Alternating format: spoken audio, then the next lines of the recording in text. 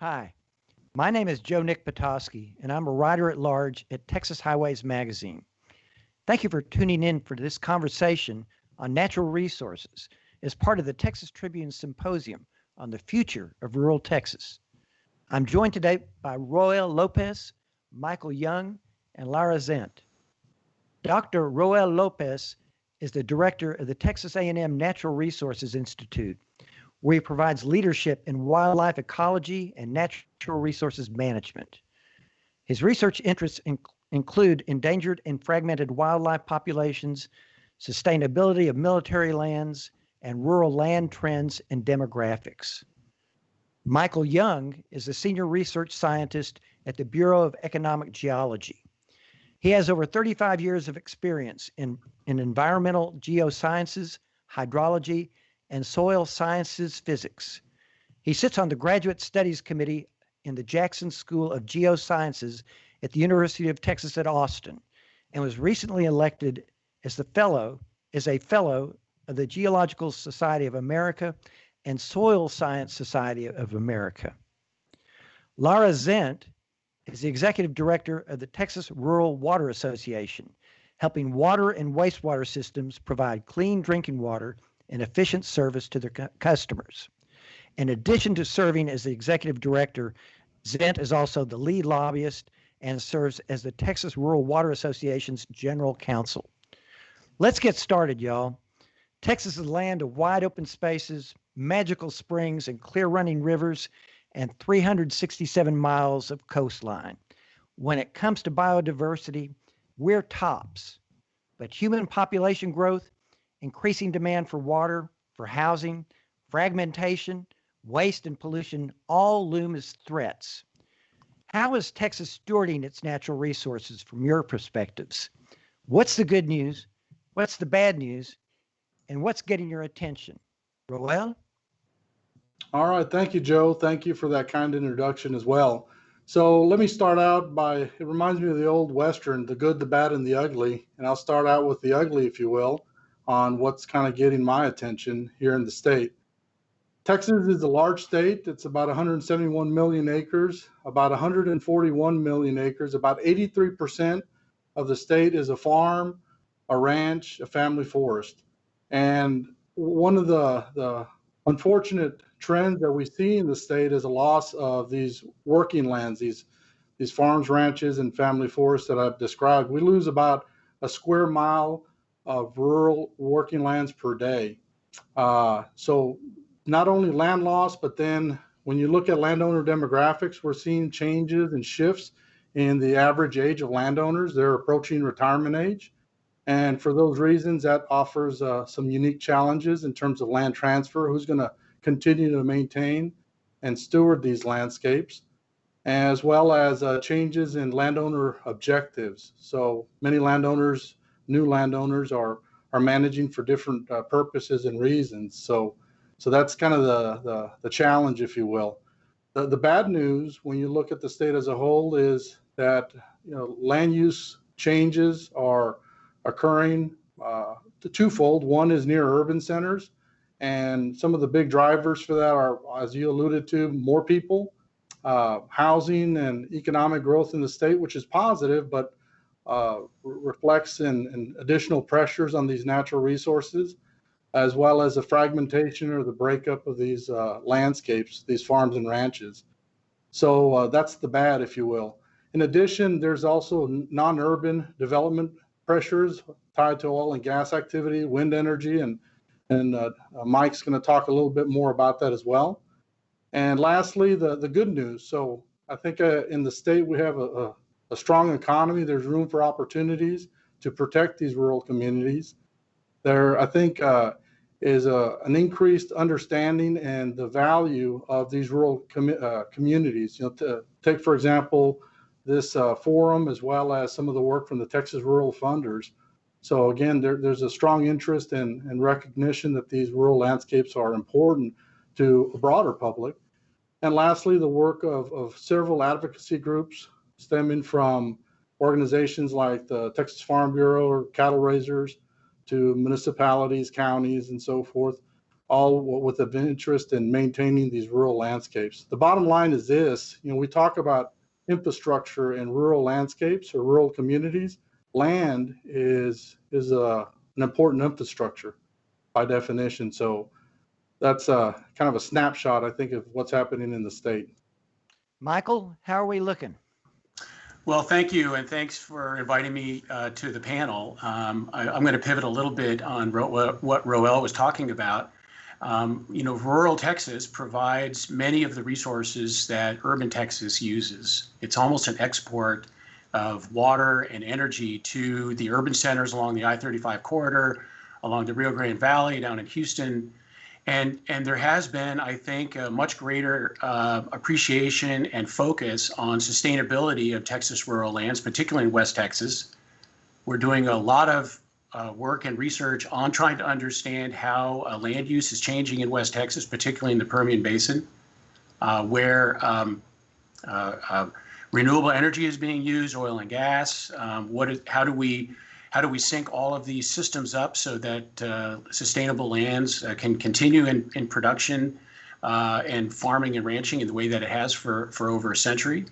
At the same time, there is no regulatory structure for land management and for surface damages. So there's no stick or carrot really to restore land after it's been used for energy production.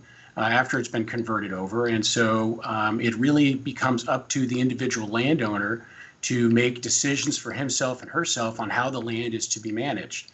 And so there's a lot of areas to improve on just getting information into the hands of the decision makers, this is the landowners, and other stakeholders, so that they can make the best decisions for themselves and for the sake of the land. So I would say that the upside is that there's a tremendous amount of value and activity that's going on. That's benefiting the state of Texas, of course. It's benefiting the university system through university lands and others. The challenge is that it's being managed somewhat across different agencies. And so information that gets to the landowner to make decisions is not really very consistent. Lara, Texas water, we've got a lot of it. Do we have enough? Thank you, Joe, and thank you again for including me in this panel. When it comes to water planning, Texas is a real leader, I would say, nationally. We have a water planning process that includes 16 regional planning groups, and they put together a plan that looks forward 50 years in time and looks at what the needs are going to be of Texans given conditions such as drought and population growth, and comes up with strategies on how to meet those needs going into the future. That plan is kind of re-looked at and tweaked every 5 years or so. And it includes, the challenge really is in implementing those strategies. So it includes strategies such as conservation, which is, all sectors need to really take that seriously, whether it's agricultural, industrial, or municipal, residential type use. That's an important part of the strategy. There's things like reuse, innovative technologies like desalination and aquifer storage are part of it. There have been strategies such as building new reservoirs that have been very difficult to implement because of they've been tied up in litigation because of local landowners don't want it there, or because of some of the environmental concerns. So projecting, I was looking at the plan earlier, kind of preparing for this, and it said, according to the plan, if the strategies are not implemented, approximately 1/3 of Texas's population would have less than half the municipal water supplies they will require during a drought of record in 2070, which of course would be associated with huge economic losses. So we plan really well, we have some good strategies in place, and it's just a matter of implementing them. When I moved to rural Texas, I'm a city boy most of my life, but in 1993, I moved into rural Texas. And I visited with Hays County Judge Eddie Etheridge, and he told me at the time the one thing that counties lacked was the ability to impose rules as far as zoning, to have some kind of influence. I asked George W. Bush, who had just been elected governor, about this county rulemaking authority. He didn't know what I was talking about.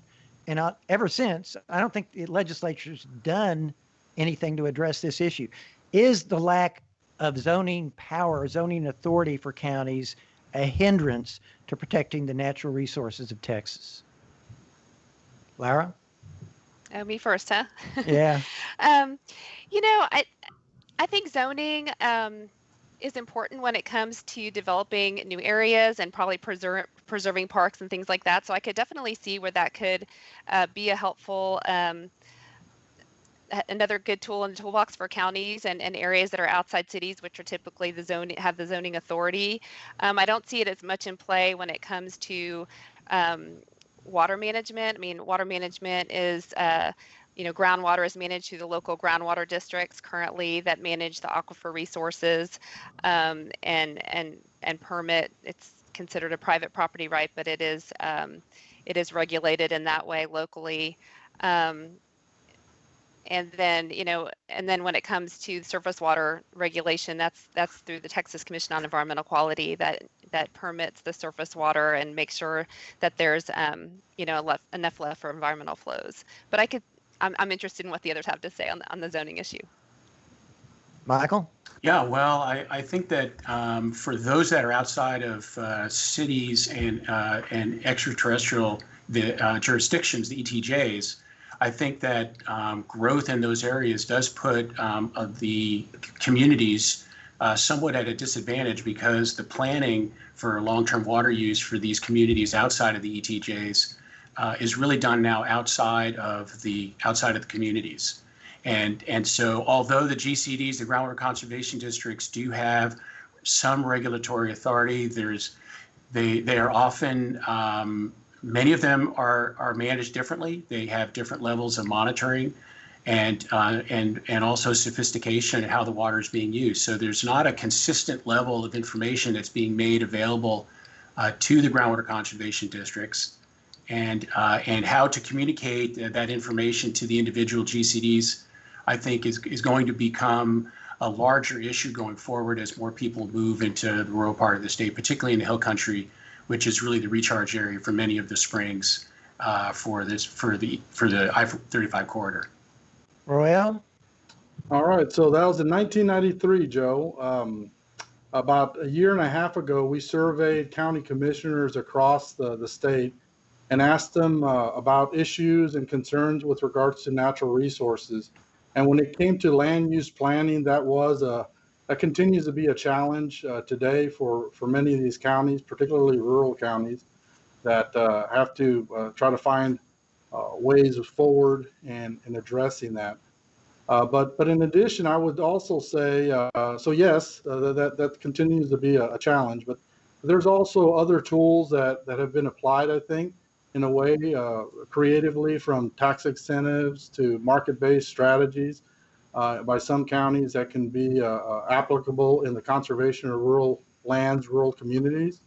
And one example that comes to mind that I'm going to turn to Mike here, if you'd like to speak, is regional collaborations. So, for example, in West Texas, with much of the activities tied to oil and gas energy development, there's a coalition called Respect Big Bend. And so Respect Big Bend is an example of how multiple counties or a county can work together collaboratively to find win-win solutions for both industry as well as these rural communities. Kind of a follow-up to that, our groundwater conservation districts, I remember in the 1990s when Texas was coming up with a water plan for 50 years to assure water supplies for a growing state. That was it was a great move forward, but I still wonder, is this the solution was, and I was one of these people asking about rule of capture of water, to use groundwater as a property right. And, is this the way forward? Are groundwater conservation districts the way forward for the next 50 years? I've seen the legislature slap districts when they were being too aggressive in trying to keep their water in a community or in an area. And I've seen, every district has their own rules. It's like you were saying, Michael. Is this the way forward, or is there a better tool that Texas should be considering as far as managing water supplies?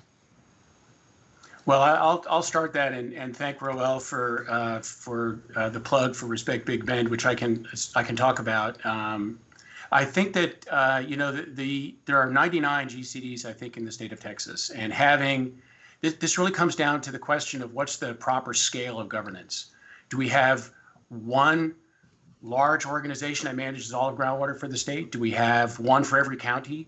How do we manage the water when there is so much different types of groundwater, whether it's potable, brackish, saline, those types of resources? So I think, and really to Lara's point, the planning process in the state of Texas is being emulated elsewhere. It is really an excellent plan. It's from the ground up. Stakeholders are involved in sort of deciding how water should be used in their own communities and across all 6 or 7 different economic sectors. So it's really an excellent plan. I do think that there is some inconsistency in the information that's made available and the way that, say, adjoining GCDs are managing their water, that they could cooperate a little bit more so that suddenly when you go from one GC to the other, you're not looking at different desired future conditions and so on. So it is not a perfect plan, but it is a very good plan, I think. It just needs to be implemented and maybe to start having the GCDs work a little bit more together. Well, Lara, you want to add to this? What do you think about GCDs? Is this the way forward? I mean, I generally agree with that. I think local control is important in this area. Sometimes we don't like the way the locals control, but but I think it is important to have, kind of science that can be agreed upon, and that would be helpful as well. Some of our members that are water utilities that serve rural communities have been frustrated in some districts that have been implementing allocation schemes that are based on surface land ownership, and in those situations, the utilities kind of lose out, and we'd like to see them be given that their service areas be taken into account when allocating in that kind of way. And most importantly, I mean, I think there are a lot of balancing factors when it comes to regulating groundwater. We do have the big cities that are needing the supply, and some of the rural areas like in East Texas that have a lot of supply, but we want to make sure that the rural communities continue to be allocated the amount of water that they need to be able to sustain and grow, and that the water isn't all taken by the big cities. So I think it's just a balancing act, but I agree generally with local control as well on that. I would echo that, I guess, Joe. Oftentimes you hear this need for really changing the current structure for how we manage water, both surface and ground, and the fact that those two are connected and so forth. I think we certainly have a framework that we can work from, and perhaps there's opportunities for tweaking how those various pieces work together. And communication, I think, is really key, because again, a lot of those local issues can be impacted by what's happening 100 miles upriver or upstream. Wind power has become a real presence throughout West Texas and the Panhandle in particular. This is kind of the largest concentration of wind farms on Earth right now. I hear some locals complain about the visual pollution. They don't like those big old things in their backyard. But it appears to be a relatively clean, renewable power. Who does it benefit, though, beyond the landowner where the turbines are sited? I'm curious, can or does wind energy impact small towns, counties, and communities economically in the same way that oil and gas impacts these communities when there's gas and oil plays? Or is this just something that doesn't require much manpower? Michael, I'm asking you first. Yeah, I'll start. So Texas generates about 40% of all the wind energy in the country. Most people outside of Texas, maybe even inside Texas, don't realize how really impactful that is. We have nearly 28 gigawatts of capacity for wind in the state of Texas. That's more than coal, which is amazing how quickly that has transitioned, and that's because of ERCOT. Landowners certainly benefit by having wind turbines on their land. They receive royalties for it. The royalties are less than if they have oil and gas that's producing. But at the same time, oil and gas goes through boom and bust cycles. And so there may be one year where that mailbox check is huge and another year where that mailbox check may be nil. And so there is a consistent level of royalty that is coming in from wind. Counties are benefiting from it as well. So I would say that there's probably no truly clean energy, although wind is certainly free.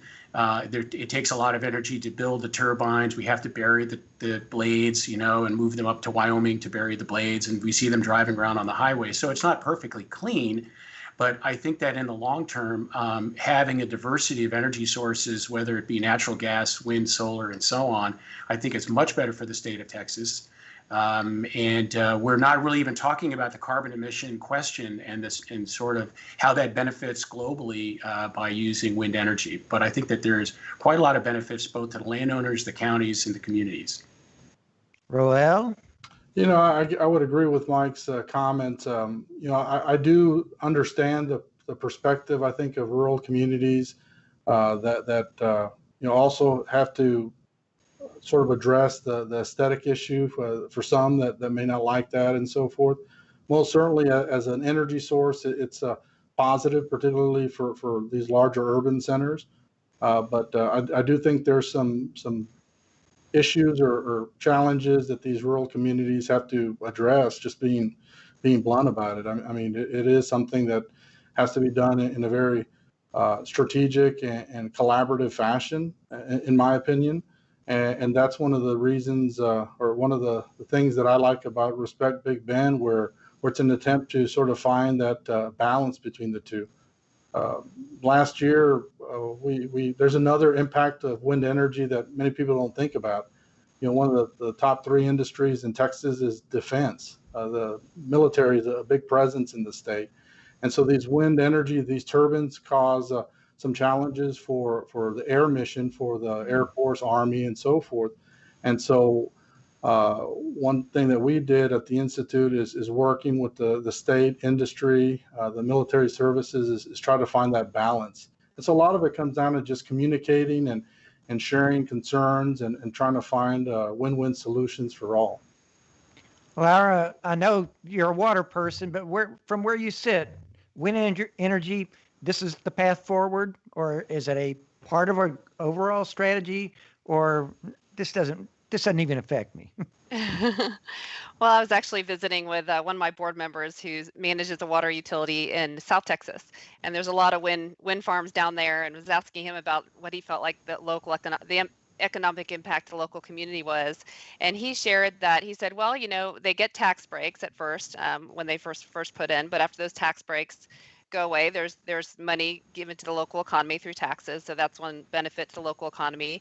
They also create jobs, so especially on the installation, there's skilled jobs in installing these and sustainable jobs left behind through the maintenance of them and the upkeep and all that kind of thing. So he saw some generally good benefit, and I just thought I'd pass that along to the community. Well, I'm looking for the positive, and I did notice that the little town of Trent, which is right in the thick of the action between Sweetwater and around Big Spring and Abilene, Trent is the first 6-man football school, high school football, that had AstroTurf, because of wind power was able to do things for the high school.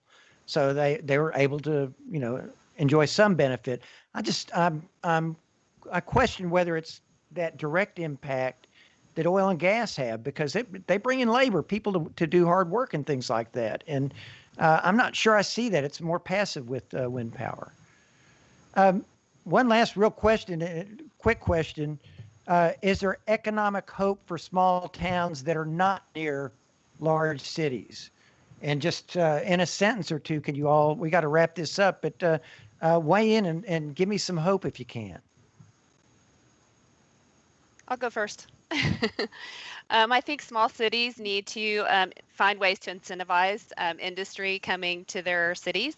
They need to have good infrastructure in place, which includes water and wastewater utility infrastructure, which takes long-term planning. And they need to have a plan in place for workforce development, to train local people that live there to work in those industries, vocational training or whatnot. So, Michael? Yeah, I agree. I think there is hope. I think hope is through economic diversity, through maintaining environmental health of the community, and by communicating in ways like that Roel was talking about with Respect Big Bend, to really make sure that local communities have the information that they need to make the decisions that are best on the behalf of them, their behalf, and on the behalf of the families that live there. So I think that there's a lot of hope. and resilience through diversity of economic growth. Roel? So interesting observation from our perspective that we're seeing what appears to be happening in Texas, but other states as well, Oklahoma, New York, and so forth. And it has to do with the pandemic and so forth. With COVID, I think people are beginning to understand that they can work from home. They can do something like what we're doing here today from our homes or offices remotely.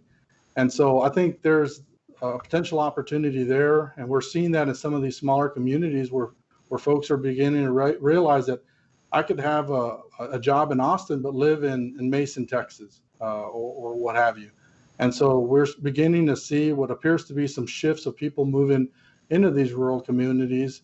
And that really ties in with the need for broadband infrastructure. So in order to really facilitate that, having broadband is really an important priority, I think, for rural Texas and maintaining businesses that are internet-based or teleworking.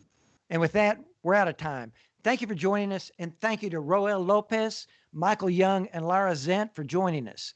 For more coverage from the Texas Tribune, visit texastribune.org and help us keep the conversation going by becoming a member. Go to texastribune.org/give. Thank you all, and see you next time. Thank you. Thank you.